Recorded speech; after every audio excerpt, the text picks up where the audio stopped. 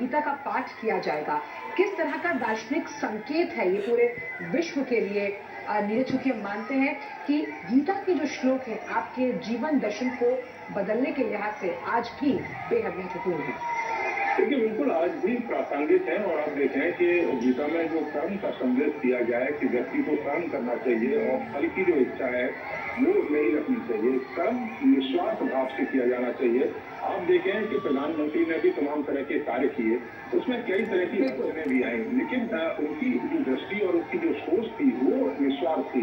और एक लक्ष्य था कि जो विकास किया जा रहा है या जो कार्य किए जा रहे हैं, योजनाएं बनाई जा रही हैं, उसका जो लक्ष्य है वो अंतिम रूप से जो व्यक्ति बैठा है उस तक उस विकास को पहुंचाना है। यही कारण है कि तमाम कठिन निर्णय प्रधानमंत्री ने लिए, लेकिन बाद में जब देश के लोगों को पता लगा कि ये वास्तव में ये निर्णय जरूरी थे, तो देश के तमाम लोगों ने उनका साथ दिया। और ये साथ किस तरीके से दिया, आप देखें कि हरियाणा के इलेक्शन देखें, महाराष्ट्र के इलेक्शन देखें, देश के अलग अलग हिस्सों में जिस तरीके से इलेक्शन होते हैं, और जनता अभी बिहार में इलेक्शन हुआ तो जनता भारी संख्या में उनको और यही विश्वास बहाली हम यहाँ जनता के रूप में देख पा रहे हैं नीरज। उनके चेहरों पर वो खुशी, वो भाव, वो भावनाएं जो प्रधानमंत्री को देखकर वो व्यक्त कर रहे हैं। और ऐसे में अगर हम आज के इस दिन की बात करें तो जो श्री कृष्ण मठ है उसकी प्रमुख विशेषता आप समझना चाहेंगे, और साथ ही साथ इस मंदिर को अगर समझे जहाँ बाल रूप में भगवान श्री कृष्ण मौजूद है और एक छोटी सी खिड़की जिसे कनकना किंडी कहा जाता है उसके जरिए भगवान के दर्शन किए जाते हैं।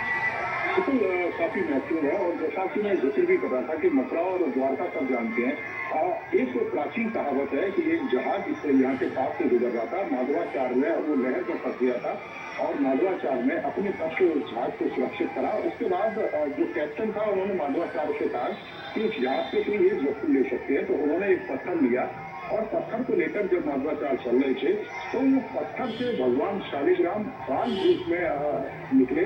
उसके बाद आप देखें कि जो माधव सरोवर है वहां पर उन्होंने उसका स्नान किया और उसके बाद उस पीठ की स्थापना की। और ये पीठ श्री कृष्ण मठ केवल अपने में एक मठ नहीं है, आप देखें कि इसके साथ साथ उन्होंने अपने शिष्यों को 8 अलग अलग मठ है यहाँ पर स्थापित करने की अनुमति दी। और ये अलग अलग है, आप देखें फली मारू मठ है, एक कनियूर मठ है, एक पुट्टी है, एक कृष्णापुरा है, अलमारू है, सोजे है, पेजावर है और शिरूर है।